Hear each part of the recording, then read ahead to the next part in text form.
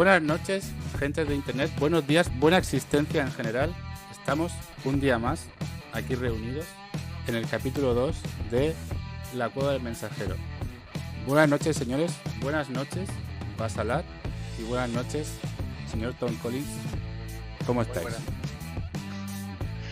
Pues muy bien, Buenas aquí noches, teníamos ganas de volver un día más y ver qué locuras salen de todo esto.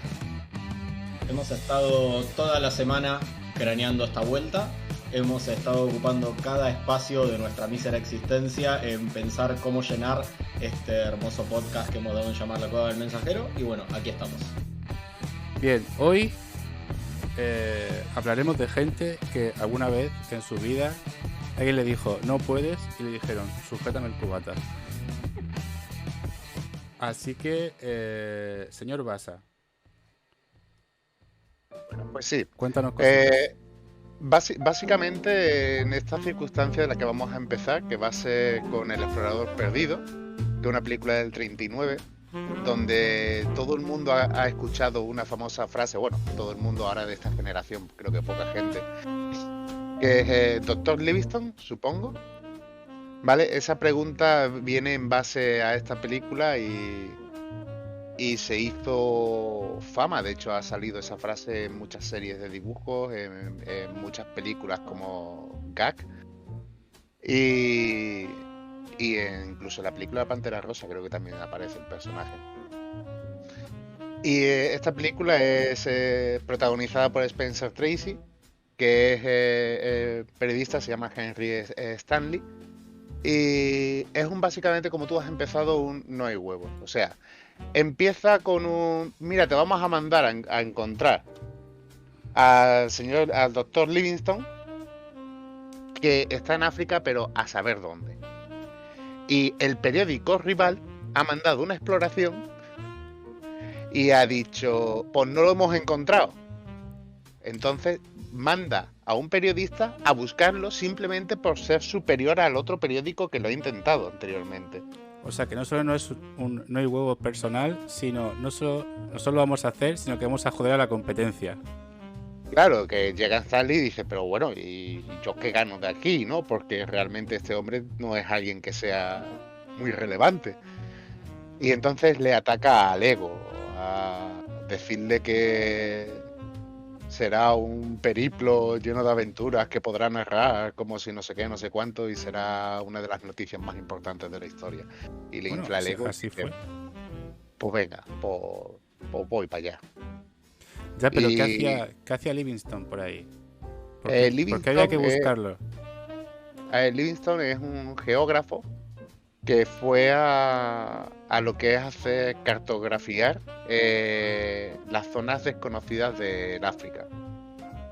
Porque de África solo se conocía cierto territorio y luego todo lo demás, que era casi toda África, era la zona oscura, la zona desconocida, ¿no? Ahí todo el mundo tenía miedo, no había nadie que fuera allí. Y entonces pues este hombre dice, pues voy yo, ¿por qué no? Y llega un momento en el que pierden toda la comunicación con él, teniendo en cuenta que la comunicación es de porteador a porteador, porque no había otra cosa. Claro, allí en esa época o te comunicabas por palabra mensajera o por señales de humo, no había tampoco. Recordemos la escena del Señor de los Anillos donde Rohan y Gondor se comunican a través de las almenaras, de prender los fueguitos en la punta de la montaña y sobre todo de la imposibilidad de equivocarse en la comunicación, porque una vez que prendiste el fueguito, a ver cómo le explicas al que está en el quinto coño que en realidad no querías prenderlo, que solo se te cayó el cigarrillo. Fue un error, sí, en la muralla china también se utilizó mucho. Y bueno, pues coge este hombre y mucha película la pasa con muchos pleitos de temas de necesito tal permiso para moverme por esta zona, no sé qué, no sé cuánto, y va conociendo a personajes muy variopintos, cada cual, y nada, embarca esta exploración y el pobre hombre pues pasa por todo, o sea, pues no solo como un león de a poco. Entonces pasa por fiebre, pasa por las cosas y tarda solamente un año en encontrar al doctor Livingstone. Que estaba ya a sus cosas. Que a él le Que él importaba estaba- ya poco la vida. Él estaba ahí tranquilo. Literal, porque ahí es donde sale la frase doctor Livingstone, supongo. ¿Sabes? Él se presenta y tal. Y date cuenta, el Livingstone pensaba que era un enviado, como un emisario de los geógrafos para llamarlo, para darle un premio por lo que estaba consiguiendo. Y cuando dice, no, soy un periodista y lo único que queremos es hacer noticias, le siento un poco mal. Hombre, imagínate que tú te vas por ahí a descubrir las fuentes del Nilo o lo que sea de la África profunda y de pronto llega un señor, no, que solo quiero saber que estás vivo y ya. De hecho lo encuentra en la aldea Ujiji, al lado del río Tanganica, y lo que sí estaba era intentando descubrir toda la zona que marcaba el curso del Nilo y relacionarlo con otros ríos y demás. Entonces, básicamente es eso, llega el periodista y dice, te voy a llevar conmigo para que puedas enseñar todo lo que has descubierto. Y se lleva el plomazo cuando llega el doctor Livingstone y dice, o pasa que no, que yo estoy a gusto aquí, ¿sabes? Que a mí me atienden muy bien los buenos muchachos africanos y que vivo genial y voy a seguir cartografiando todo lo de esto. Claro, ya Yo ni aquí té ni hostias. estoy muy a gustito aquí. Claro, o sea, después, claro, llega, date cuenta, regreso de ese hombre que lo único que tiene son conjeturas, o sea, no tiene nada realmente tangible para demostrar que, que Livingstone estaba ahí. El otro periódico lo primero que hace es, se lo está inventando porque nosotros no lo encontramos. Y bueno, básicamente se centra, engloba la película todo esto, el viaje, el sufrimiento que hay en el viaje y todas las trabas que se van encontrando, el descubrimiento, la decepción y el machaque público cuando llega a Estados Unidos. Recordemos también que la película es del año 39 y que cuando hablamos de buscar a un señor en África no estamos hablando siquiera digamos, del esfuerzo que supondría buscarlo hoy en África, sino que estamos hablando, como bien decía acá el capitán, de un continente que está, digamos, prácticamente inexplorado, que por supuesto tenía sus habitantes, pero que no estaba dentro de lo que se llamaba en ese momento la civilización, que básicamente consistía en África, en aquellas colonias que el Imperio Británico controlaba. Entonces, buscar a un señor blanco, un sir inglés, un caballero inglés, en el medio del continente negro, sin carreteras, sin infraestructura, sin comunicaciones, sin absolutamente nada, solamente, como decía un amigo, con el PPS, el paro, pregunto y sigo. Era buscar de a una persona, ir viendo a ver si alguien había visto un blanco dando vuelta por ahí, como si fuese a buscarlo en el patio de tu casa. ¿no? También te digo que un señor blanco inglés tiene que hacerse notar por ahí. Es más curioso el señor negro albino. Bueno, sí, claro. Hay una discusión muy interesante en la película justamente acerca de si el señor es un negro blanco o un blanco negro. Claro, en esa época el tema del racismo y el tema de la esclavitud, de hecho los portadores y todo lo que todos los afroamericanos que salen son esclavos. La mayoría son todos esclavos, incluso los casi salvajes, como se ve un blanco por ahí al lado, son esclavos. De hecho, vale la pena recordar también que la película está basada, por supuesto, en hechos reales y que la caravana de Stanley existió realmente. Tardaron exactamente cerca de un año en encontrarlo, pero en el medio pereció casi un 80% de la caravana de porteadores y demás, porque... Juntado. Claro. Los leones se cebaron, los leones, las fiebres, los monzones que pasaron, es que las pasaron muy putas para llegar. Claro, ahí. no está inexplorado porque sí. No es un continente inexplorado por placer. O sea, si no está explorado será por algo, señores ingleses. De hecho, el personaje de la hija de lo que sería el cónsul británico le dice, ¿usted cree que podrá usted solo con un continente que es demasiado grande para ser conquistado? Y el tipo pues sí, sujétame el cubata. Básicamente sí, en todo momento se hace un ajuste de paquetera y dice, vamos para adelante. Y ya de ahí... Académico lo suyo, capitán. Y ya de ahí cogen y podemos, pues bueno, cogen no, podemos pasar directamente a las fabulosas adaptaciones de Julio Verne, bueno, fabulosas.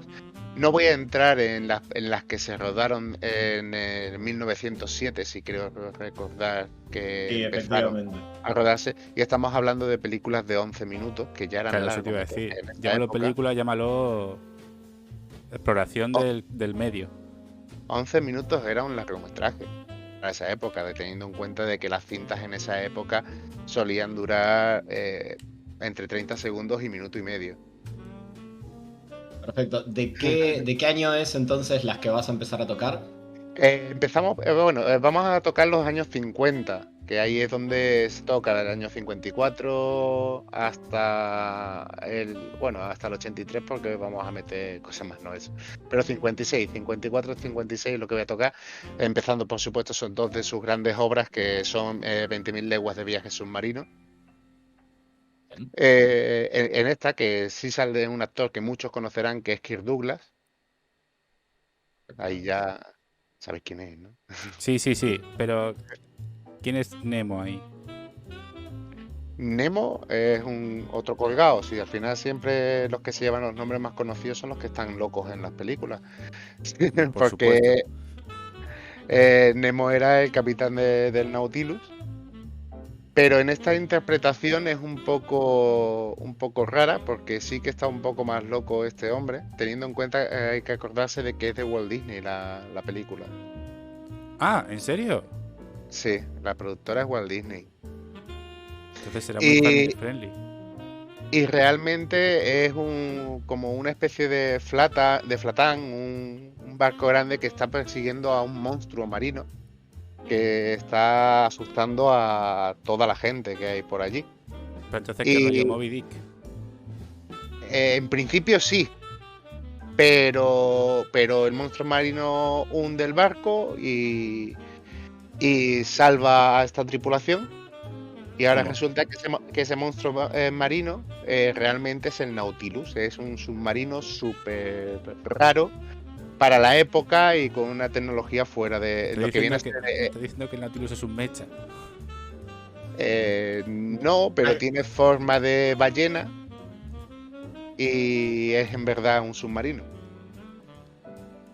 De hecho, en el libro original de Verne, ellos se van a perseguir a un monstruo marino que está azotando los barcos, que es lo que ellos llaman un narwhal. Que es algo que es como si agarraras tu animal favorito y lo metieras abajo del agua. Porque básicamente un narwhal no es otra cosa que una ballena con un cuerno en el medio de la frente. Ah, el unicornio del mar. El unicornio Ahí del está. mar, efectivamente. Ya está el señor Licorne feliz. ¿Ha escuchado el Licorne? Hombre, por supuesto. Poco o nada tiene que ver con el caballito del mar, por otro lado. Desde No, luego. pero es mejor, es más grande, el cuerno es más grande, todo es más grande. Más grande es mejor. Sí, acá, caballos regalados, ¿no? O Claro. sea, Bueno, pues destrozando aquello de que el tamaño no importa. Bueno, hablando de cuernos de unicornio en el mar, a lo mejor sí. Bueno, y como no siempre podemos hablar de la vuelta al mundo, ¿no? Decías de la vuelta al mundo en 80 días. Sí, por supuesto. Bueno, película, por lo que no se haya escuchado, duración muy larga, 167 minutos, para el 56 es súper larga. El reparto, el protagonista no lo conoce ni Perry porque es David Niven, pero después todos los demás los conocemos todo el mundo. Y dices tú, vale, o sea, el que hace aquí hola, vale. Pero sí, luego tenemos a Mario Moreno Cantinflas. A ver, te he entendido que has dicho que conocemos a David Niven. Muy rápido. Es que cabe destacar que ¿Quién es ese señor? todas las películas de las cuales vamos a hablar hoy pertenecen a ese segmento maravilloso de este programa que hemos dado en llamar películas sin CGI, que no tiene cabecera porque quien tendría que hacerla se niega. Me niego. Me niego. Me niego porque Pero las sí, pelis con CGI tampoco me gustan algunas. pero para darnos, pero tú hazlo con orgullo. Vas a hacer la cabecera de algo sin CGI con CGI. Y tendremos que estar agradecidos a ello. Ahora te lo hace como la intro de la serie nueva del Señor de los Anillos, que estaba todo el mundo criticando el CGI y el CGI eran dos changos volcando hierro fundido sobre un molde. Esto va a pasar todos los programas, ¿verdad? Todos. Sí, por supuesto. Es divertido. Bueno, Pues ¿quién es el David ese? el David S. que he dicho que no lo conoce ni Perry. Ah, vale. Pero bueno, ha trabajado en películas poco importantes como La maldición de la pantera rosa, La muerte en el Nilo. Tú sabes, cositas así ¿Ha que... trabajado en eso y no lo conoce nadie? Es que es de esa gente que te quedas con la cara. Sí, a este hombre le pasa como a Morgan Freeman. Sale de actor secundario en todo. O sea, es el eterno actor secundario o más al fondo del reparto. Y en esta tú date cuenta, es que La Vuelta al Mundo en 80 días la protagoniza él, pero es que el que va con él es Mario Moreno Cantinflas, se lo come con papa en interpretación y se lo come con papa todo, más siendo una comedia. Tenemos que hablar también convengamos también que tenemos un reparto que estaba como para que el pobre David Niven terminara metido al horno con papas, digamos, o sea, estamos hablando de Marlene Dietrich, estamos hablando de Frank Sinatra, estamos hablando de Buster Keaton, estamos hablando de Shirley MacLaine, estamos hablando de John Carradine. Es como un empezar y no parar este reparto, es como si hubieran agarrado a toda la primera plana de Hollywood y le hubieran dicho, venga, vamos a hacer un Verne. Bueno, a veces pasa, tú piensas que hace poco lo hicieron con The Rock y demás, o sea que de vez en cuando cogen los tochos de Hollywood y dicen, Verne.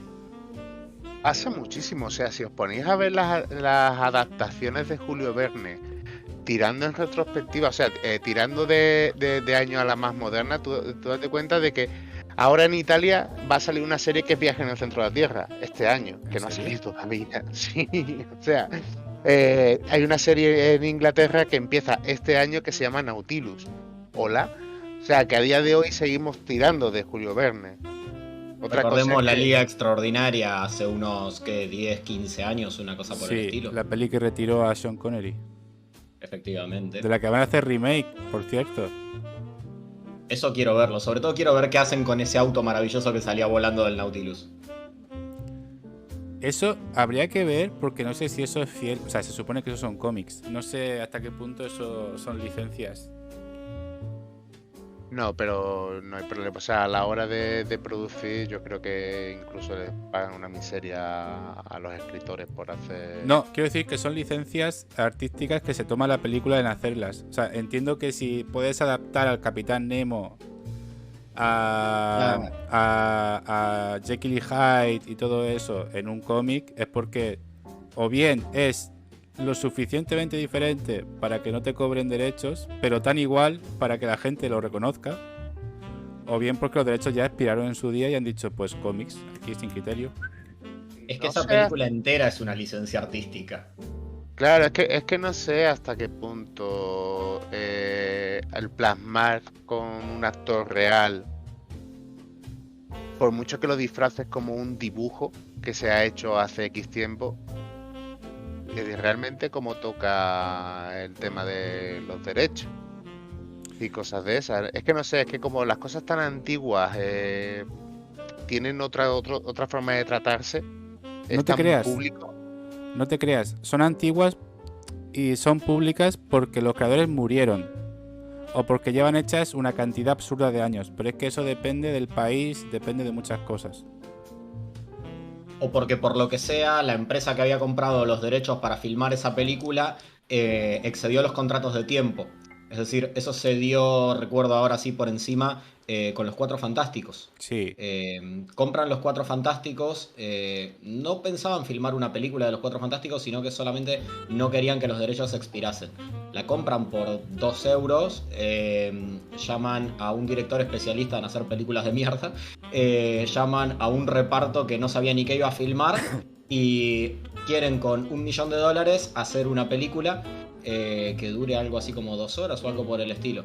Ruedan toda la película solamente con el objetivo de que no les caduquen los derechos, porque los tenían por 10 años y se acuerdan de que los tienen a los 9 años y medio.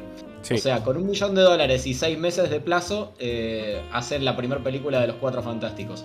Fun fact, es la mejor de todas las que se hicieron. Está dando vueltas por YouTube libre, porque como jamás se estrenó, no tiene derechos. Eso dicen, pero habría que verla. Yo no lo sé. Te digo Es que buena, es buena. eso es. Los Cuatro Fantásticos son otro ejemplo de sujétame el cubata. En plan, vamos al espacio porque podemos.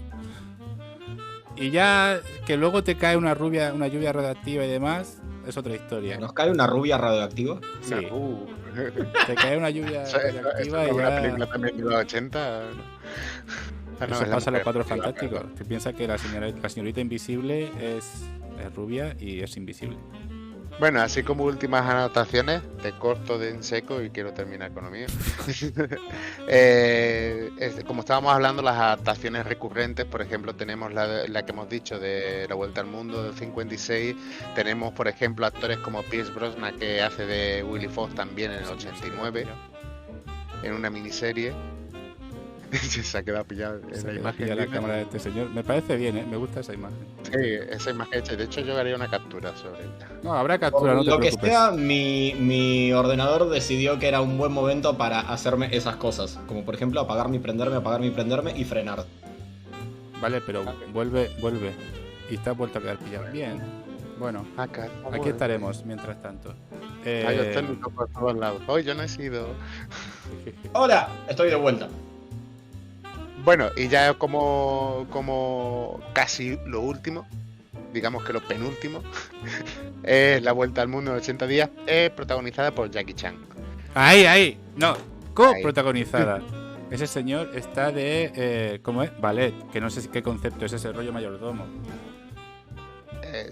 Sí, bueno, Steve Coogan y Jackie Chan, pero en cartelera sale primero el Jackie Chan.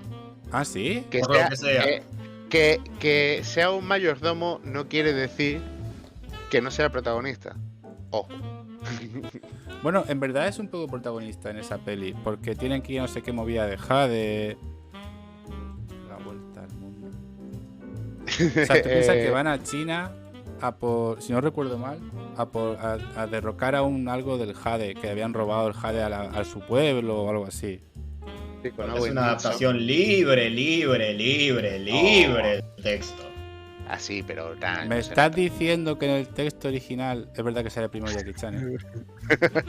Te estoy diciendo que en el texto original China no aparece en el texto original. Y no hay Jade ni nada. Pero en de China solamente sale este hombre, pero realmente después por China no pasan. Sí pasan. Van al pueblo de Jackie Chan a recuperar no sé qué, un Buda de Jade.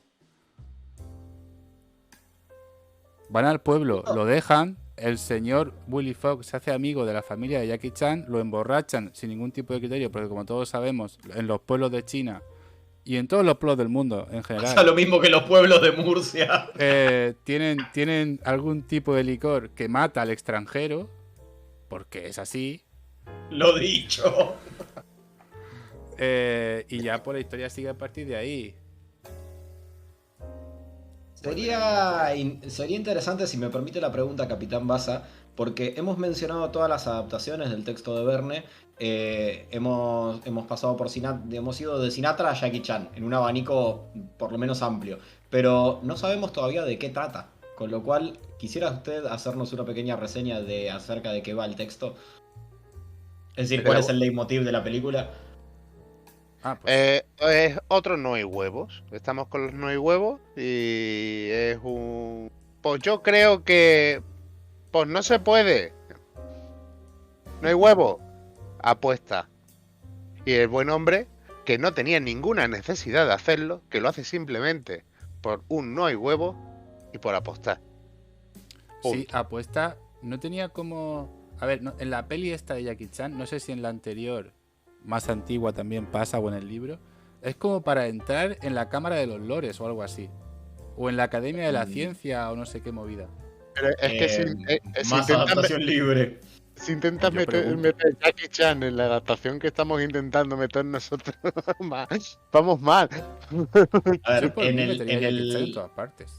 en el texto original, el Phileas Fogg lo que hace es da la vuelta al mundo en 80 días por una apuesta, y aparte porque lo que está intentando probar es que se puede hacer porque hay un tipo que se ha robado 55.000 libras esterlinas del Tesoro Real, del Banco de Inglaterra. Se las ha llevado y todos los indicios apuntan a que estuvo en un montón de lugares en una muy corta cantidad de tiempo. Todo el mundo dice no puede ser y el tipo dice que no hay huevo. Y se sube a un tren y se va a dar la vuelta al mundo. Claro, el buen hombre tiene todos los recursos disponibles al alcance de la mano porque no tiene problemas para llegar a fin de mes, digámoslo así. Sí, mucha. Se sube a un tren, se sube a un barco, se sube a un burro, se sube a un elefante cuando pasa por India. Por supuesto. Es Se lleva una preciso esposa. mencionar. Claro. Es preciso mencionar que da la vuelta al mundo en 80 días por un itinerario que no es el más lógico para dar la vuelta al mundo en 80 días, pero que coincidentemente pasa por todos territorios que eran en ese momento o habían sido parte del Imperio Británico, exceptuando la única excepción de Japón. Es decir, cuando visita Japón, la reina no ha puesto sus piececitos por allí. Pero todos los demás lugares mencionados en el libro son Pero los japoneses protectorados británicos. Los japoneses también son de té. Y también manejan por la izquierda. Claro. A lo mejor por simpatía le sirve como parte de... Claro, porque Japón es relativamente pequeño, lo puedes esquivar sin mucho problema. Pero hay té. Y es un señor inglés. Recordemos que es un señor inglés. Ese señor quiere su té a su hora. Es un flemático señor inglés. Pero Claro. el té está en China, no en Japón. No, pero No, ese es Japón Jackie también. Chan. En Japón también, ¿no? Me lo he inventado totalmente. Yo creo que sí. Que el Bueno, té, pues en el o sea, texto original pasa por Japón. Bueno, No pues sé, es verdad lo que no hay dice té en Basa. Yo no Japón. sé si los japoneses toman mucho té, ¿eh? no, Bueno, pues ahora sí. toman sake, ramen, lo que tú quieras, pero las infusiones y todas esas cosas son cosas chinas. Bueno, Posible. nos vamos a la vuelta al mundo de Willy Fogg. A la ¿Por buena. qué? Porque es mi sección y yo puedo. A la dibujada. Sí, película, serie del año 83 que parecía mucho más largo, pero solo tiene 26 capítulos. ¿Solo? Sí. Pues ya recuerdo Serie que debo decir que en Argentina no se vio. Y hablando de Japón, ya vamos a meterlo bien. La película está coproducida es español-japonesa. O sea, Bueno, que trabaja es VRB International y Nippon Animation. No queda mucha duda sobre esto. buah, fíjate si es antigua que no hay ni imágenes. Por lo visto hay un remake. Voy a dejar esto, porque es que no sé si. No, No, me acuerdo pero cuál es sí. el. Mira, ahí está. Leoncito, abajo, el leoncito. el leoncito. Sí, el Con leoncito la sí, princesa pero que hay Rogue. imágenes pequeñitas, no hay.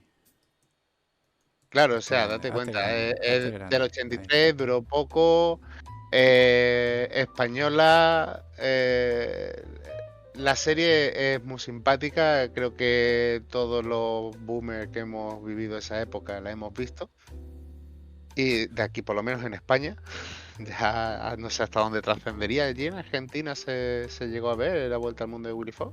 No, hasta donde tengo noticia, no. Tengamos en cuenta que nosotros, hasta muy entrados los 90, no tuvimos demasiado en auge lo que ya se llama la televisión por cable, que son básicamente eran 20-25 canales, una cosa por el estilo, y en TV abierta teníamos 3 canales, de los cuales primero eran en blanco y negro, luego tuvimos televisión a color, pero en general pasaban contenido mucho más generalista. De cosas infantiles pasaba muy poco, quizás media hora a la mañana y otra tanto a la tarde, pero no mucho más que eso.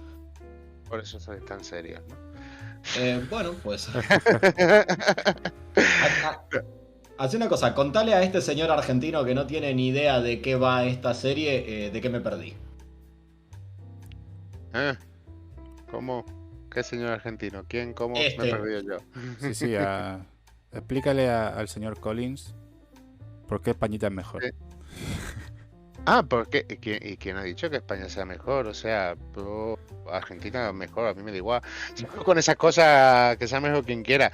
Yo realmente no tengo pelea en ese sentido, ni... No, yo lo que quiero saber es de qué va la serie porque realmente nosotros no tuvimos oportunidad de verla, entonces estoy un poco perdido. Pues la serie, aquí los personajes, pues como podéis ver, son animales.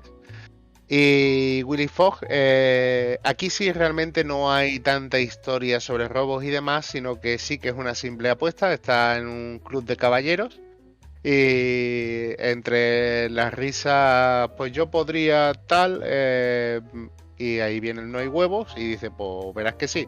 Se coge a sus amigos Rigodón y Tico, que son... Rigodón era un gato, ¿no? O no, era una especie de gato raro y Tico era un ratón. Una ardilla, gato, cosa. Una cosa rara. Y sí que aquí hace mucho viaje por tren. Los viajes que se ven por burro no lo recuerdo en mi época, pero sí que era tren, barco, elefante y globo. Que de hecho llegan a la India con los elefantes, y creo que es desde la misma India cuando se va con Robin, con la princesa y con Rigodón y demás en globo. Pero no estoy seguro. Por supuesto, evidentemente, pues llega justo de tiempo, súper apurado, pero llega y pues devuélveme el cubata que ya lo he hecho.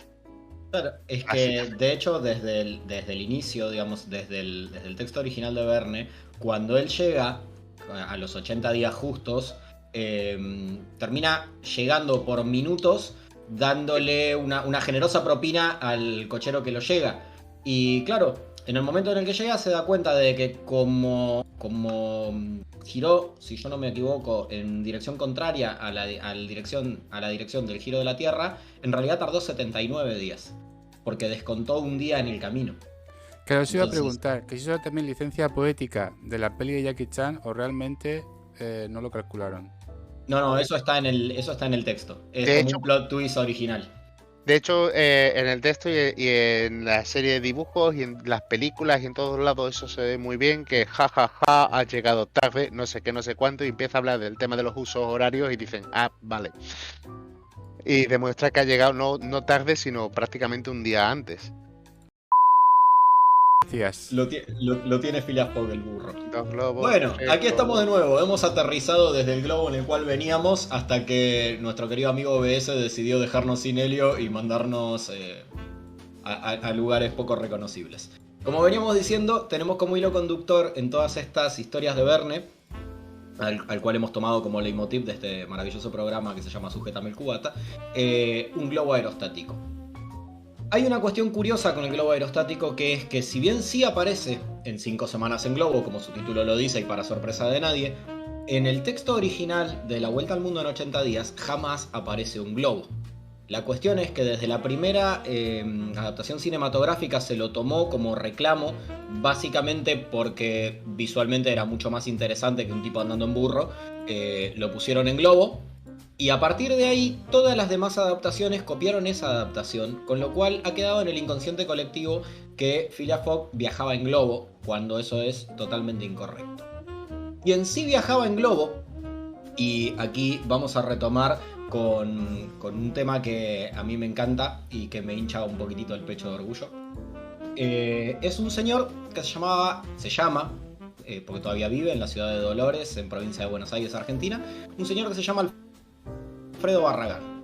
¿Quién es Alfredo Barragán y por qué es importante para nosotros y por qué es importante para esta sección del podcast? Alfredo Barragán es lo que podríamos denominar un científico y un aventurero argentino. Este señor en el año 93 cruzó la cordillera de los Andes en globo. Se fue hasta Chile, sí, en globo. Como bien dijimos, el globo iba a ser el hilo conductor. Y este señor no tuvo mejor idea que decir, bueno, en una de las 25 o 30 expediciones que encabezó, porque no es un señor que suele quedarse en su casa, se fue hasta Chile, preparó un globo y se subió en un canasto de mimbre a 8.500 metros de altura, a 110 kilómetros por hora y con una temperatura maravillosa de 30 grados bajo cero. O sea, que no ha muerto porque Dios no quiere. O sea, no ha muerto ese señor de chiripa. Bueno, eso es una constante en su vida. De hecho, él lo que cuenta muchas veces es que cuando era chico, 13, 14 años, le decían ahí va el loco Barragán. Y que a él un poco le molestaba eso. Y que al día de hoy lo toma como un título nobiliario, que cuando le dicen el loco Barragán, él se pone contento porque asume que es parte de su realidad. También hay que decir que no estaba haciendo nada demasiado original porque en realidad estaba emulando la hazaña de dos pilotos argentinos que se llamaban Bradley y Zuloaga, sobre los cuales no tenemos demasiada información, que en el año 1916 habían hecho algo similar subiendo la cordillera y cruzándola por encima del monte Tupungato. Pero un globo, ¿cómo se pilota? Es una excelente pregunta. Entiendo que lo vas subiendo y bajando aportando determinadas cantidades de gas. Es decir, vos vas prendiendo fuego determinado combustible para hinchar el globo y subir, y vas desinflándolo para bajar. Las condiciones técnicas para pilotear un globo, la verdad es que no las conozco. Claro, te dejas llevar por el viento. Claro, pues esa gente cruzó los Andes como podía haber llegado hasta aquí. O sea... No, porque el sistema de dirección sí que tiene un porqué. Solo que lo apañábamos, ¿no? Aprovechaban el viento, ¿no? Sacaron así. ¡Ahora! Ahora soplen todos para allá. No, tiene un pequeño sistemita de dirección, tiene una especie de timón que no es muy efectivo de cualquier manera, pero creo que la manera más efectiva de doblar con un globo, si yo no estoy mal informado, es más o menos la misma que la de doblar con un skate, es decir, inclinándolo hacia un lado. ¿Cómo logras eso? Si Verne no me mintió, cargando lastre de uno de los dos lados del globo. Es decir, si vos le pones más peso a la derecha, pues el globo doblará para ahí. Si vos le pones más peso a la izquierda, el globo doblará para ahí. El lastre no solo sirve para darle peso y que el globo no se vaya a la estratosfera, sino que está hecho para poder hacer los cambios de dirección cambiándolo de posición. Te lo llevas todos para un lado, pues es lo que hay, hombre, teniendo en cuenta de que no vuelque tampoco la canasta. Pero sí. Que tiene que ser muy animal para buscar eso, ¿eh? Bien. Imagino. A ver, no sé si hay que ser muy animal, lo que sí no debe ser muy agradable, porque vos imaginate, estamos hablando de 8.500 metros de altura en un canastito como el que tiene tu madre para ir a la compra, y de golpe decís, ups, me dejé las bolsas de lastre del lado equivocado, y a tomar por culo. A ver, pero es que eso es una referencia relativa, porque son 8.500 metros de altura, pero ¿a qué distancia del suelo? Porque estás cruzando los Andes. Ah, pero igual son muchos. Sí, pero si luego resulta no es que cruzó afeitando los Andes, o sea, estaba a 8.500 metros sobre el nivel del mar, pero estaba bastante arriba del Tupungato, no es que lo pasó, tocó la cumbre así, dijo hola y me voy. ¿No puso una banderita ni nada?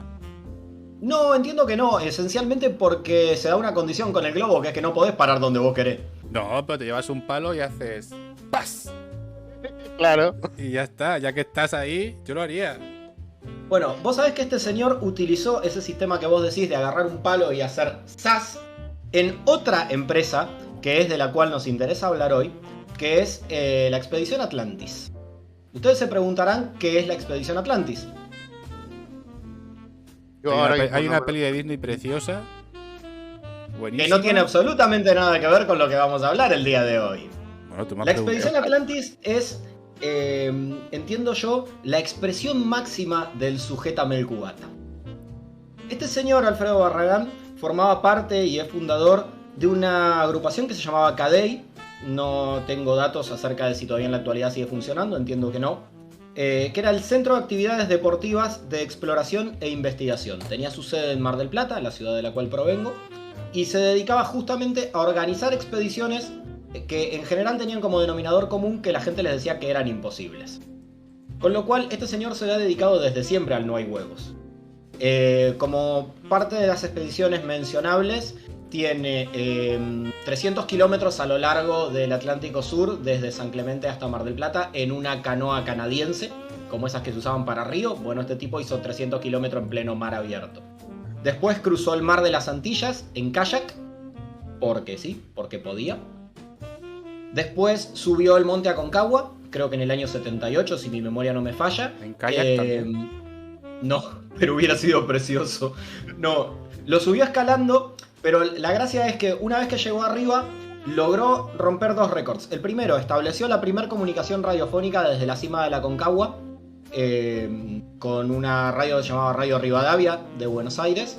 Y por otro lado, lo que hizo fue lograr la primera transfusión de glóbulos rojos en altura, para aguantar mejor, digamos, para aclimatar el cuerpo a la altura.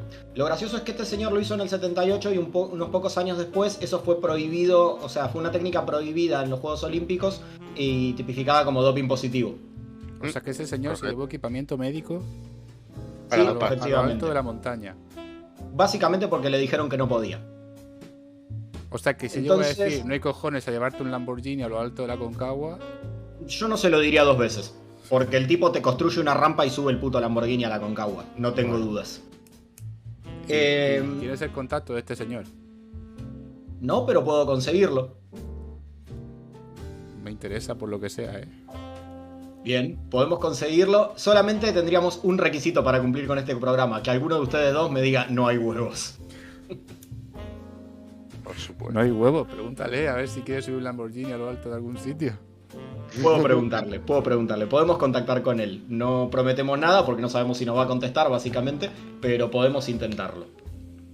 Acerca de intentarlo, es justamente que va esta expedición. Te voy a pedir, estimado Licorne, que nos pongas en pantalla o bien alguna de las... exactamente, alguna de las fotos. Eso que estamos viendo ahí es la balsa Atlantis. La balsa Atlantis básicamente es la conclusión de este proyecto. Este proyecto consistía en lo siguiente. En algún momento Barragán se empezó a plantear que, contrariamente a las teorías de poblamiento que estaban en boga en la época, en las culturas mesoamericanas, es decir, en las culturas de Centroamérica, podía llegar a haber una influencia cultural africana. La cuestión era cómo probarlo, porque claramente cuando fue a comentar eso a México, a sus colegas investigadores y demás, básicamente se le rieron mucho, le dijeron no hay manera porque tendrían que haber venido por el estrecho de Bering y eso significarían unos 35.000 kilómetros de circunferencia de la Tierra, digamos, o sea, de dar vuelta al puto planeta solamente para llegar hasta acá, o sea que olvídate de esa idea porque es imposible. El tipo dijo imposible no, tendrían que haber venido por el océano. Y ahí se le rieron un poco más todavía porque le dijeron, estamos hablando de 35 siglos atrás y esta gente podía haber venido por el océano si no fuera por el pequeño detalle de que no tenía barcos. Entonces el tipo dijo, bueno, no tenían barcos pero tenían balsas. Y ahí se le rieron todavía más. Entonces el señor dijo, bueno, me cansé de que se rían, vamos a comprobar esto de la única manera posible de comprobarlo, que es armando una balsa, yendo a África y haciendo la travesía. Si nosotros llegamos... Eso prueba que se puede. ¿Te imaginas que el africano pensara lo mismo? En plan, vamos a hacer una balsa y vamos a ver dónde llegamos. Es que en realidad lo que él decía era que podían llegar a ser balsas de pescadores armadas para pescar un poco lejos de la costa, a la cual las corrientes marinas las hubieran arrastrado hasta América, digamos. No una cuestión consciente de un poblador africano de decir, me voy a ir a ver qué hay más allá, sino de decir, uy, nos estamos yendo a la mierda, bueno, pues nos fuimos y aparecimos en un lugar remoto. Bueno, a ver, cosas más raras se han visto, supongo. Efectivamente, la cuestión es que este señor, teniendo eso en mente, se puso a preparar el viaje. Para empezar, eligió la tripulación. Estamos hablando de 4 hombres más, o sea, era un total de 5 hombres en una tripulación. Si ustedes se fijan, la balsa es bastante chiquita. Creo que tenía 5,80 metros de eslora, una cosa por el estilo. Estamos hablando de un barco realmente precario, digamos. Hecho con 9 troncos, si no me equivoco, de árbol de madera balsa que se juntaron en Ecuador. Primero eligió la tripulación y lo que él siempre dice, lo que él siempre cuenta en todos los reportajes que le hacen, es que no eligió la tripulación pensando en que fuesen técnicos, sino en que fuese gente que pudiera enamorarse del proyecto, porque la única manera de llevar a cabo el proyecto como correspondía era con gente que no se planteara en ningún momento qué coño estoy haciendo acá. Claro, para hacer un proyecto de alguien que está mal de la cabeza necesita gente que esté mal de la cabeza también. Esencialmente. Tengo los datos de la balsa. 9 troncos de madera balsa, 4 troncos de madera manglé, cañas de bambú que se sujetaron con 6.000 metros de cuerdas vegetales. Medía 13 metros de largo y 5,8 de ancho. Bien, perfecto. Sí, me acordaba de los 5 metros 80, pero no me acordaba de qué lado eran. Evidentemente no eran de eslora. Hecha con hojitas con lianas. Vamos, Bueno, lo que viene a ser un apartamento de 600 euros en Madrid. Efectivamente. Sí. Me gusta esa idea más, de cruzar el océano en un apartamento. En un apartamento de Madrid. Bueno, tenés mucho más simple el conseguir los bocatas de calamares, por otro lado. Bueno, sí. Sobre todo teniendo en cuenta que ya vamos a llegar a ese punto, pero durante la travesía esta buena gente dijo, bueno, vamos al mar, ¿de qué nos alimentamos? Entre otras cosas, de pescado. Spoiler, no pescaron nada en toda la travesía. Pero tiene que haber peces en el Atlántico.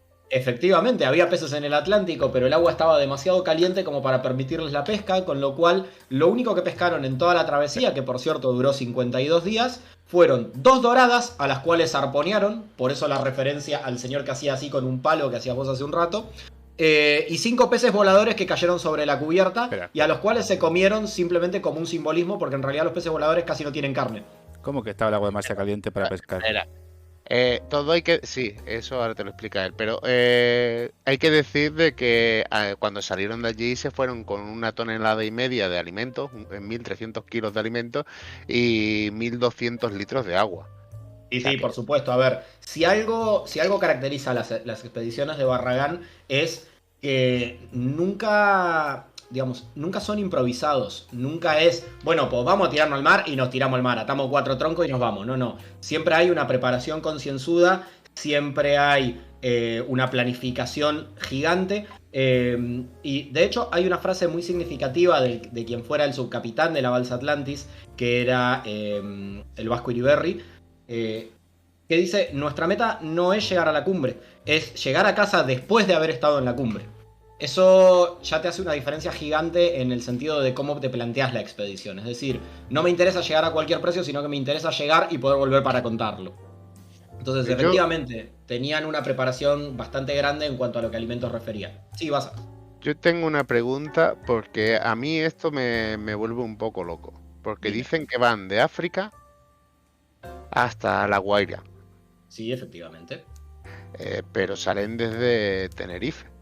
Salen desde Tenerife porque es el puerto que consiguieron, básicamente porque está pegado a África y porque por alguna razón desconocida todavía sigue siendo una colonia española. Técnicamente, bueno. O sea, el continente africano. No. A ver, sí. O sea, las Canarias se están a tomar por culo de aquí. Lo que pasa, o sea, son más africanas que nuestras. Lo que pasa es que estamos ahí, las invadimos por lo que sea. No, fue un regalo de un papá. Pregúntale a los franceses si son suyas Bora Bora o no. Verás tú. A ver, sí que será, pero sigue siendo continente africano igualmente. O sea. Siendo que estamos hablando acerca de pertenencia de islas, de banderas puestas en islas y de la expedición Atlantis, me permitirán la reivindicación, como siempre, de que las Malvinas son argentinas. Diga lo que diga la pérfida Albión. Bueno. Yo te doy las Maldivas, pero salen desde Tenerife. No son las Maldivas, son las Malvinas, por favor. Las dos te doy. No, pues te damos las dos y te jodes y te callas. Te quedan las dos. A ver, yo te las acepto. A Maldivas me voy de vacaciones cuando quieran, sin ningún problema. Luego les paso el apartado postal para que me envíen los cheques. Bien, volviendo al Atlantis. Ya hemos hablado de la importancia de la planificación. Vamos a hacer un pequeño raconto de cómo iniciaron el viaje. Lo primero que tenían que hacer era conseguir permisos para conseguir los troncos, porque por supuesto, troncos de esos solamente iban a poder conseguir en Ecuador. Hay una anécdota del Vasco, justamente de Iriberri, en el que va a preguntarle a un funcionario de gobierno, en ese momento en dictadura militar en Argentina, o sea, en un clima bastante pesado, va a pedirle por favor que les den pasajes para poder ir a Ecuador, para poder encontrar los troncos. Cabe decir aquí que toda la expedición se financió de sus bolsillos, de algún aporte de gobierno y de aportes de la gente. Es decir, ellos no quisieron aceptar sponsors. Si yo no recuerdo mal, a Barragán le habían ofrecido $280.000 de la época simplemente por poner una marca en el bolsillo de la remera que llevaba, de la playera, y dijo que no. porque querían mantener el objetivo lo más puro y deportivo posible, y porque decían que ellos habían llegado al deporte y a la ciencia a poner y no a sacar.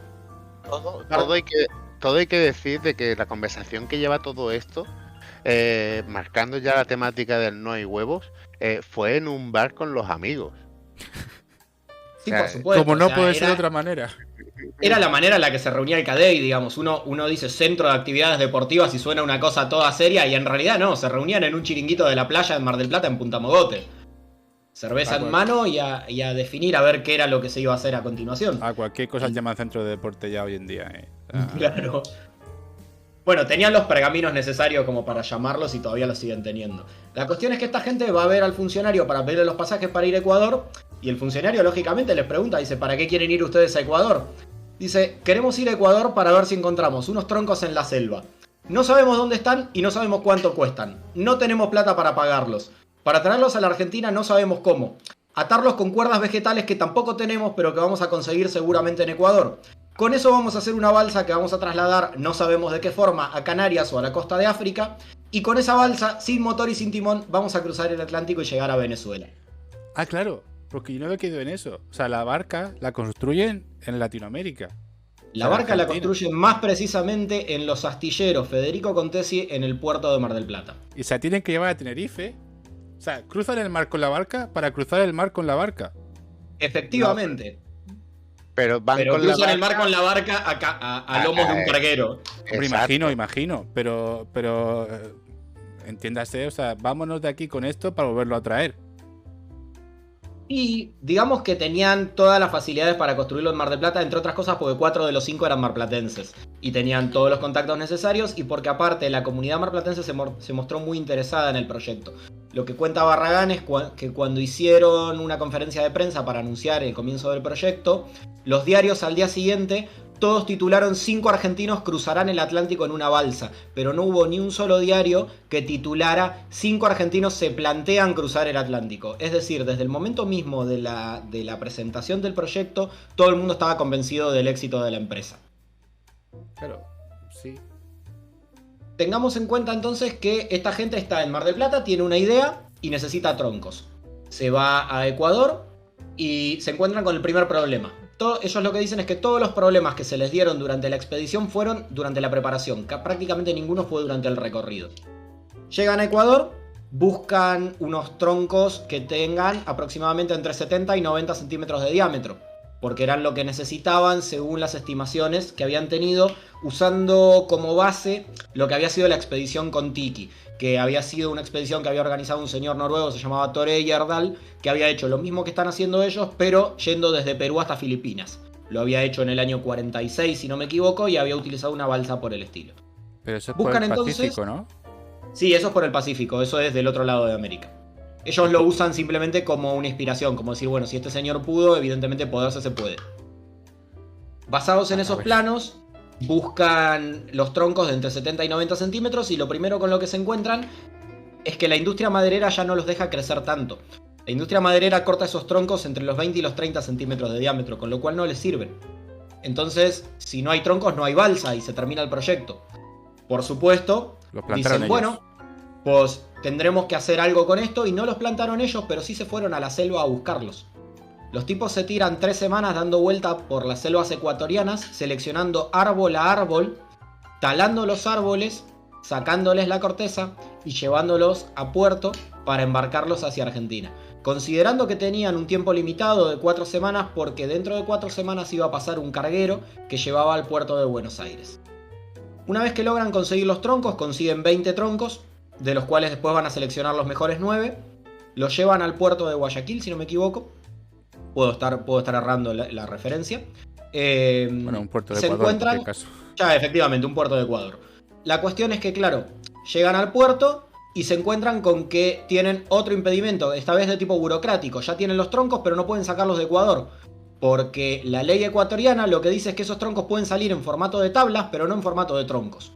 Entonces empiezan a escalar burocráticamente y terminan llegando a conseguir, en esas 2 semanas que les quedaban, o semana y pico que le quedaba, un permiso expreso del vicepresidente de Ecuador para sacar los troncos. ¿En serio? Que al final echaron más tiempo con papeleo que en el barco. Efectivamente, porque no terminan ahí las desventuras burocráticas. Una vez que parece que está todo bien, habían ido 3 de los integrantes. Había ido Barragán, había ido Iriberri y había ido Félix Arrieta. Félix Arrieta era un camarógrafo muy conocido de un canal de televisión de Buenos Aires que se había sumado a la tripulación en carácter de camarógrafo, justamente para documentar la parte científica de toda la expedición. Arrieta y Barragán se vuelven a Buenos Aires ya con la tranquilidad de saber que los troncos están en el puerto, que no puede pasar nada más, e Iriberri se queda para coordinar la entrega al carguero.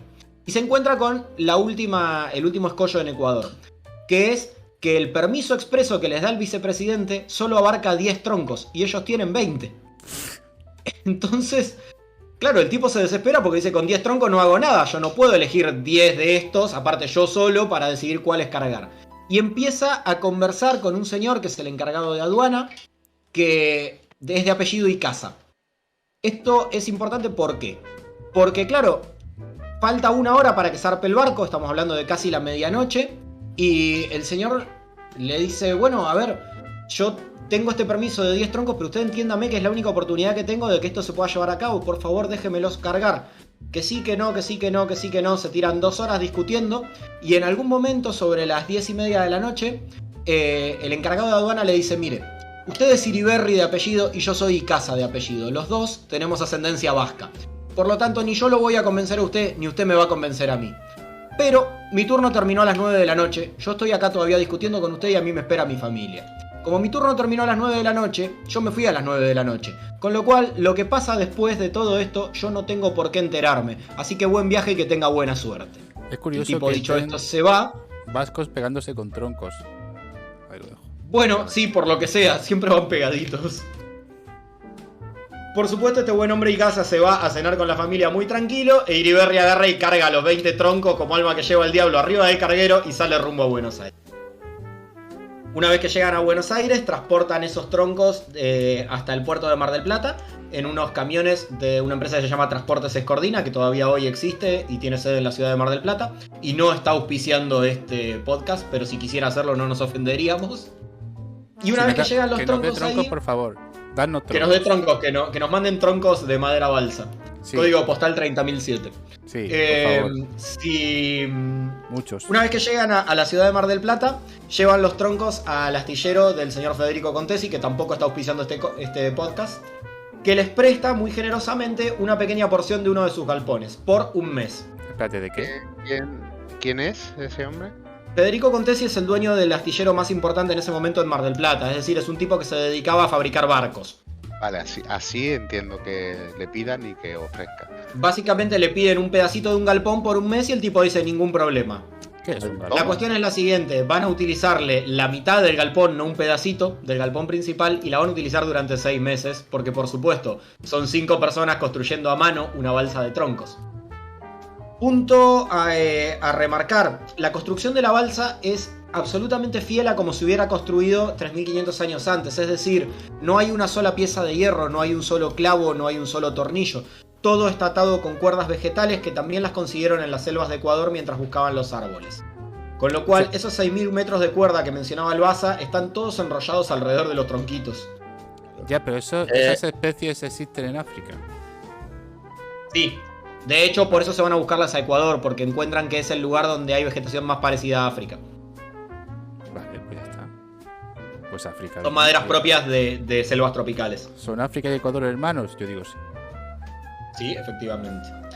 La cuestión es, logran armar la balsa, en el medio reclutan al 5º integrante de la tripulación, un ingeniero agrónomo que se llama Daniel Sánchez Magariños, al cual se suma a la expedición cuando ya en realidad está todo un poco en marcha, ya están construyendo la balsa y demás. Y el buen hombre va y dice, bueno, a ver, yo ya tengo mi carrera, pero no me interesa de momento trabajar de esto. Y como soy navegante en velero, quiero sumarme a la expedición. Y por supuesto le dicen, pues va a ser que no, porque ya somos 4 y esto está todo en marcha. Entonces el tipo dice, bueno, al menos déjenme ayudar a construirla. Por supuesto le dicen que sí, porque había como 30 voluntarios más, todos construyendo en los galpones del astillero. ¿Qué es un galpón? Un galpón es una nave industrial. Ah, vale. Pues ya está. El señor se pone a construir la balsa, lo tienen 2 meses y pico construyendo la balsa, y en un momento están haciendo una prueba de flotabilidad de los troncos, que básicamente consistía en tirar el tronco al agua y ver de qué lado quedaba flotando cuando quedaba quieto. Porque como sabemos, un tronco es algo cilíndrico y no pesa lo mismo en todas sus caras. básicamente porque no tiene caras.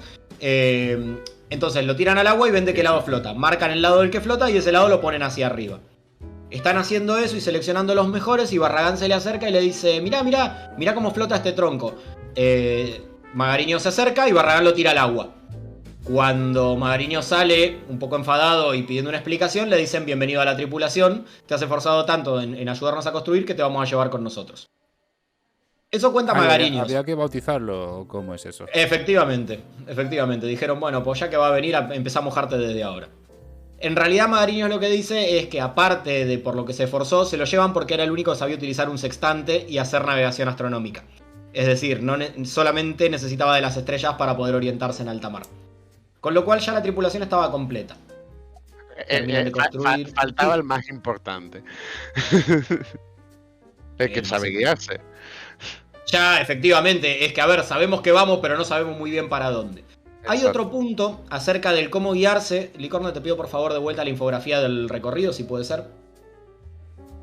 Si ustedes se fijan, en ese hermoso GIF que tenemos en pantalla, vemos a la balsa avanzando todo el tiempo, una y otra vez, porque, como dijimos, es un GIF. La cuestión es que no va por ahí por azar ni porque sea el punto más corto. De hecho, un punto más corto sería una recta. Y si ustedes se fijan, eso gira. Van por ahí porque Barragán lo que descubre es que hay una cinta transportadora, así la llama él, que consta de corrientes marinas y de vientos. Los vientos alisios y una corriente marina, ahora no me acuerdo cómo se llamaba, pero que de cualquier manera no es demasiado importante. El nombre, me refiero a la corriente sí. La cuestión es, como la balsa no tiene timón, no les queda otra que guiarse por el viento y por donde los quiera llevar el agua. Entonces, por eso él está absolutamente convencido, por ejemplo, de que van a llegar al puerto de La Guaira y no a otro puerto. Cuando él hace la conferencia de prensa en Tenerife para un par de días antes de zarpar, hay un periodista que le pregunta un poco empecinado, que le dice, bueno, en el mejor de los casos y apuntando bien, llegarán a algún lugar de América. Digamos, haciendo la coña de que América es básicamente un continente larguísimo. Y el tipo le dice, no señor, vamos a llegar específicamente al puerto de La Guaira en Venezuela. Dice, bueno, eso usted no puede saberlo. Entonces Barragán, en otro acto de Sujétame el Cubata, saca el pasaporte y le enseña que la única visa que tiene sacada es la de Venezuela porque solamente esperan llegar al puerto de La Guaira. Con lo cual, básicamente, ese señor es maravilloso porque tiene todo tan planificado que sabe que lo único que puede salir mal es que se hundan en el medio. Y confía en que eso no vaya a suceder. Una vez que tenemos fe en la vida, eso está bien. Efectivamente, a ver, la fe en la vida es básicamente lo que mueve todo este proyecto. Una vez que tenemos... Los contratiempos se encuentran. Ya, por supuesto que sí. Pero es lo que decíamos hace un rato. Los principales contratiempos se dan durante el armado. Ya durante la travesía tienen algunos, pero son más bien anecdóticos. Vámonos a Tenerife. Vámonos al día de la partida. Ya tenemos la balsa armada, ya tenemos la balsa botada al agua en Tenerife. Vamos a el video número 1, por favor, estimado Licorne.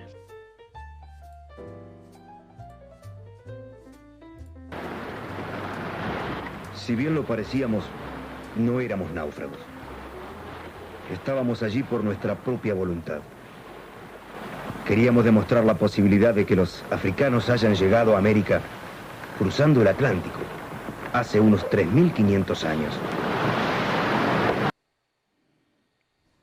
Perfecto, ahí lo que podemos ver es, al que escuchamos es Alfredo Barragán, que es el narrador en primera persona del documental, que se realiza íntegramente con imágenes de la expedición tomadas por Arrieta. Y lo que dice es justamente eso, a pesar de que parecemos náufragos, sabemos exactamente lo que estamos haciendo. Una vez que zarpan, a los 3 días se les presenta la primera cuestión curiosa del viaje, que es que, bueno, se dan cuenta para empezar de que la balsa flota bien, de que no tienen problemas de flotabilidad, de que pueden llegar a donde se lo planteaban. Y en un momento, mientras están filmando, Arrieta les dice, muchachos, tengo algo que confesarles. Yo me subí acá, pero no sé nadar.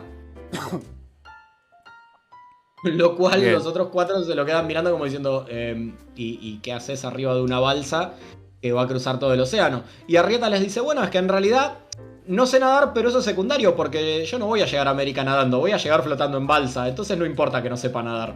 Eso es lo que te iba a preguntar, porque sabía que había uno que no sabía nadar, y digo, es otra expresión más del Sujétame el Cubata, es como, no sé nadar. Si total voy a ir flotando, ¿para qué quiero nadar? Detallitos. Bueno, siempre puedes Bien. atar gaviotas a cuerdas y que te lleven volando. Bueno, las gaviotas puntualmente las utilizan no para atarlas a cuerdas y que lo lleven volando, Gandalf style, sino para detectar la presencia de tierra. Es decir, ustedes sabrán que cuando hay determinadas aves, eso lo que te dice es que tenés la tierra relativamente cerca. Pasan 4 o 5 días y se les presenta el segundo obstáculo, que es que básicamente empiezan a asarse vivos arriba de la balsa, porque como ustedes sabrán, en el medio del océano no hay árboles que den sombra. No, claro. Y Se les claro, olvidó. efectivamente, estamos hablando del año 84. Ellos habían salido del puerto de Tenerife el 22 de mayo del 84, es decir, hace poquitos días. Ellos salen, en el quinto día se dan cuenta de que, bueno, ya está haciendo un poco de calor, ya se está quedando buena la tarde. Como no existían los bloqueadores solares como tales, se habían hecho preparar unas cremas específicas de aloe vera y demás por unos laboratorios. Y cuando las van a buscar se dan cuenta de que se las dejaron en el hotel en Tenerife. Como bien sabemos, la balsa no tenía timón, por lo cual no podían dar la vuelta. Y por otro lado, tampoco iba a ser cosa de dar la vuelta 5 días nada más que para ir a buscar el protector solar. Entonces Bueno, se ponen a pensar... Bueno, yo a lo mejor me lo planteaba. Si tienes todavía 50 días por delante, a lo mejor no está mal tirado perder 5 para no morirte. Ya 5 y 5, igual llegabas tostado, llevabas 10 días en alta mar, ya un poco te daba igual porque para cuando volvieran a Tenerife se le iba a caer la piel a tirones. Ya, eso también. Entonces se ponen a pensar y a revisar en la nave qué pueden utilizar y se dan cuenta de la importancia del embutido. ¿Por qué de la importancia del embutido? Porque usted sabrá, mi querido Licorne, como buen aficionado a los salamines, al igual que yo, que cuando uno quiere conservar un chorizo hecho seco, lo que tiene que hacer es envolverlo en grasa para que no se reseque. Sí. Que es lo mismo, de hecho, que se hace con los jamones de bodega y demás cuando se tienen que transportar. ¿Y qué grasa Entonces, usaron ellos? como ellos habían llevado muchos kilos, recuérdenme, estimado Baza, ¿cuántos kilos? 300 kilos de alimento. 1.300 kilos de alimentos. Dentro de esos 1.300 kilos había una gran parte que eran embutidos. La única manera de conservar los que tenían eran metidos en cubas de grasa. Entonces lo que razonan es lo siguiente: si los chorizos no se secan estando recubiertos de grasa, entonces nosotros tampoco. Con lo cual sacan la grasa de los chorizos y se untan en grasa de chorizo durante los 50 días siguientes. Grasa de Imagino salamín. yo, efectivamente, grasa de salamín. Imagino que debían tener un aroma por lo menos particular al momento de llegar a Venezuela. A ver, Pero fue Arrieta quien le dijo a Barragán que no sabía nada. Arrieta es el que no sabe nada. Y sí, efectivamente, Arrieta, el camarógrafo, es quien no sabe nadar. Eso es. Bien, tenemos a esta buena gente untada en grasa de salamín, avanzando a partir de lo que dice día 5, que sería el 28 de mayo. A partir de ahí la travesía transcurre sin muchos contratiempos. Cabe destacar que ellos no tenían comunicación satelital, porque estamos hablando del año 84, todas las comunicaciones por satélite estaban limitadas a barcos de gran porte, con lo cual obviamente a una balsa de madera no le otorgás un satélite para comunicarse, con lo cual todas las comunicaciones que hacían era a través de clubes de radioaficionados distribuidos por el mundo y con una base en Mar del Plata, a través de lo que se llama el sistema VHF, que es la radio de toda la vida, digamos, la radio de barco de toda la vida. Que las tormentitas las pasaron, que la primera fueron 2 días de tormenta, con olas de 8 metros. 8 metros pegándole a una balsa. De hecho, en la primera tormenta se dan cuenta de que llega porque los despierta. Están durmiendo dentro del camarote improvisado. Si podemos, Licorne, pongamos la fotito de la balsa, así se ve el camarote.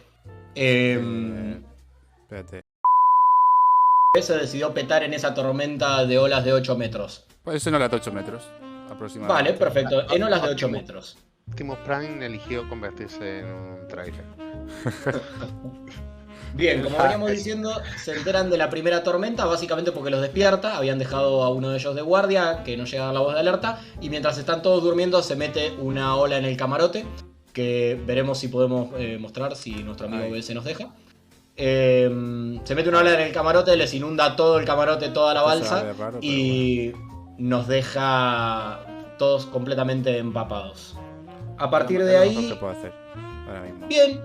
Bien, está bien, perfecto. Llega a verse aproximadamente la distribución de la balsa. Esa cosa cuadrada que ven en el medio es el camarote. Atraviesan la primera tormenta sin mucha novedad. Atraviesan la segunda tormenta un par de días después. Y atraviesan algo que es peor todavía que las tormentas, que es un periodo de calma. Recordemos que...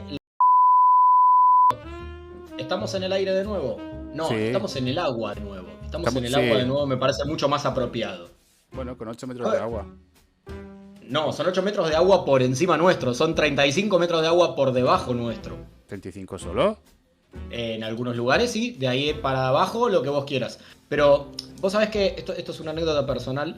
En algún momento estaba navegando en un pequeño crucerito enfrente de Mar del Plata y un familiar mío le pregunta al capitán cuánto había de agua debajo nuestro. El capitán lo mira y muy tranquilamente le dice: a partir de 1,50 m usted se va a ahogar, con lo cual no le preocupa. O sea que en realidad es básicamente indistinto cuánto había debajo de la balsa. Ya, eso La sí. cuestión es que, como veníamos diciendo, atraviesan 2 tormentas y un periodo de calma que a priori no pasaría nada, pero que como esto es una balsa de velas, es muy importante. ¿Por qué es muy importante? Porque si no hay viento la balsa no avanza. Y el problema que tenían era que estaban llegando muy al límite con el tiempo para entrar en el Mar Caribe, porque si entraban demasiado tarde o demasiado al norte, los iba a agarrar la temporada de huracanes, y ya sabemos lo que pasa si un huracán agarra una balsa de 9 troncos. Básicamente no la contamos. O van muchísimo Entonces- más rápido, ¿eh? También puede ser. Ya, pero va muchísimo más rápido y girando. Bueno, Eso Se a puede lo tener mejor puede todo. llegar a ser un problema. La fuerza G... no se puede tener todo en la vida. Así que bueno, la cuestión es que una vez que pasan las 2 tormentas y la época de calma, que dura 4 o 5 días, una cosa así, si yo mal no recuerdo, se encaminan directamente al puerto de La Guaira, se cruzan en el medio con 2 barcos. Un carguero primero de bandera vasca, si mal no recuerdo, otra vez los vascos y los troncos, que les ofrece ayuda porque los ve en el medio del mar. Y le dicen, no, es que en realidad estamos acá porque queremos, no, náufrago no, quédense tranquilos. Y dice que los tipos no daban crédito a lo que estaban viendo de 5 locos montados en 4 troncos en el medio del Atlántico. Y el segundo barco con el que se cruzan ya a los 40 y pico días, 47, 48 días de viaje, es un pesquero al cual le mandan una señal de radio, de UHF, diciéndole que en realidad no necesitan ayuda, pero que necesitan que les confirmen posición, que lo que quieren saber es si están relativamente cerca de la isla de Grenada, que es una isla que está un poquito por encima, un poquito al norte del puerto de La Guaira.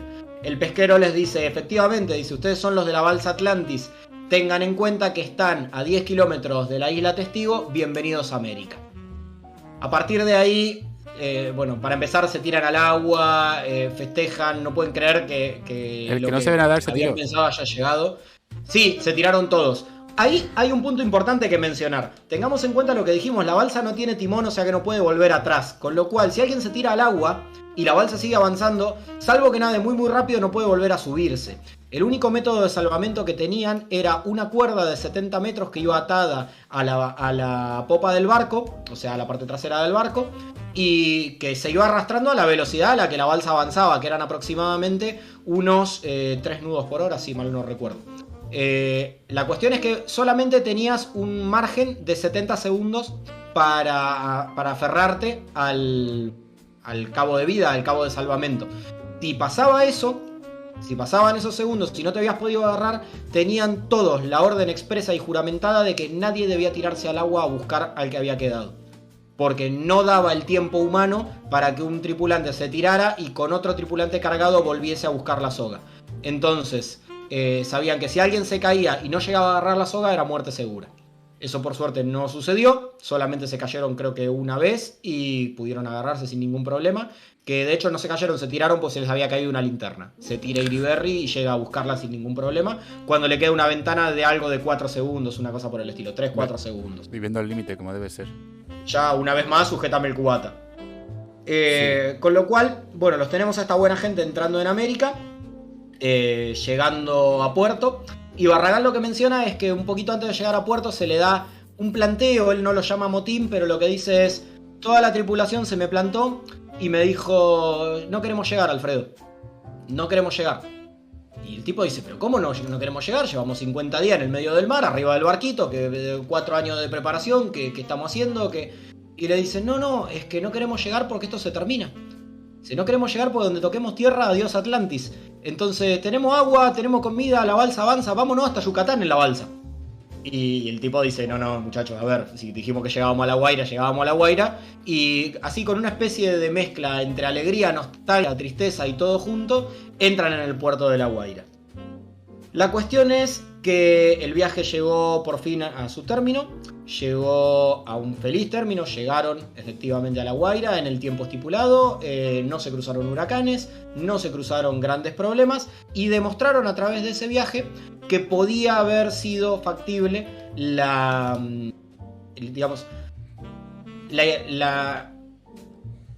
una inspiración cultural de civilizaciones africanas en las poblaciones centroamericanas.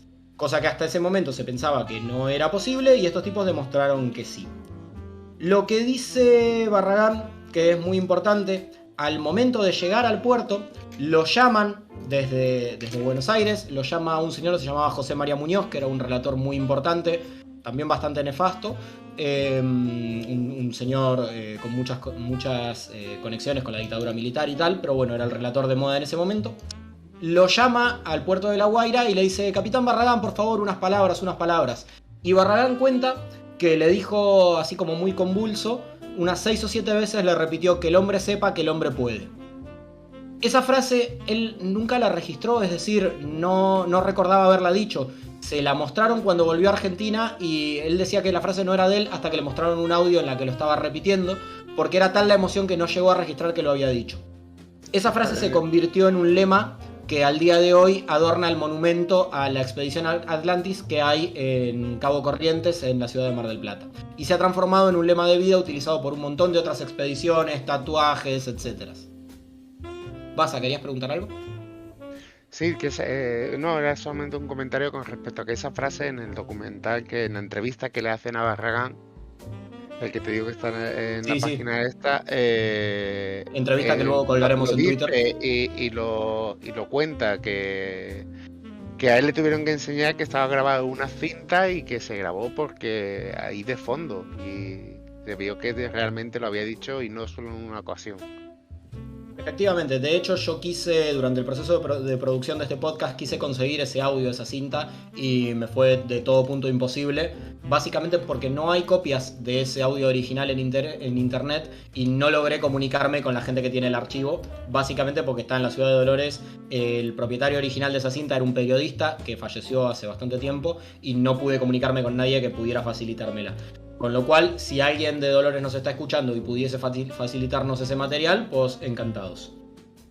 Una vez dicho esto, lo que podemos sacar en claro, creo yo, de este viaje es que lo más importante no fue el viaje en sí, lo más importante fue qué fue lo que lo motivó, este Sujétame el cubata, del cual llevamos todo el programa hablando, y la convicción. La convicción por sobre todo.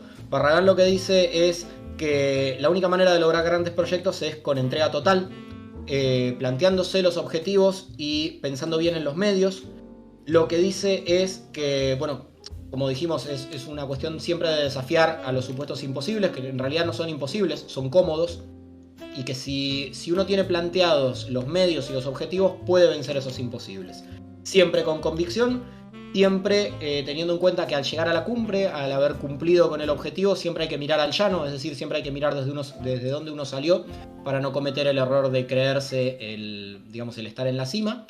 Siempre hay que tener en cuenta lo que decía Iriberri de la meta no es llegar a la cumbre, sino el volver a casa.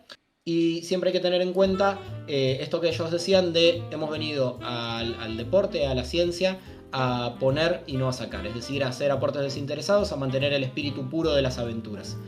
Como este podcast trata sobre aventuras, me pareció muy pertinente concluirlo con un pequeño fragmento que vamos a escuchar a continuación, si mi estimado Licorne tiene la bondad. Ahí. Lo que antes fue ilusión, ya era nostalgia.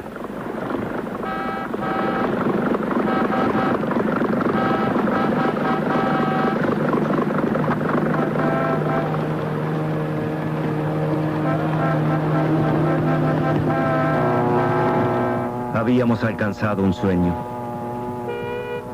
que nació puro y bello y decidimos concretarlo así. Puro y bello o nada. Fue un doble desafío. El objetivo debía ser noble y los medios también. Solo así se justificaría el esfuerzo. Solo así la meta nos daría orgullo y no vergüenza. Solo así Atlantis trascendería al deporte y a la ciencia para llegar al hombre con un ejemplo, sacudirlo y decirle, vamos, inténtalo. Ya ves que puedes. Creo que lo conseguimos. Mas la historia no termina aquí. La última página de este libro la escribirán nuestros semejantes, ustedes. Si uno solo de ustedes, conmovido por Atlantis, decide intentar aquel viejo sueño que siempre le pareció imposible, entonces sí podremos decir, misión cumplida.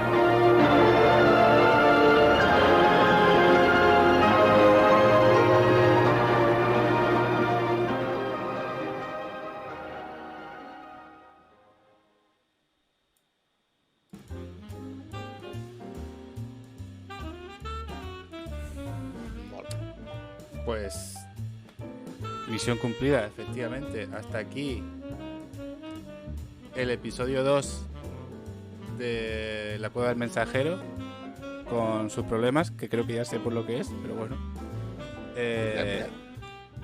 Y por nuestra parte ya estaría, señores, como siempre.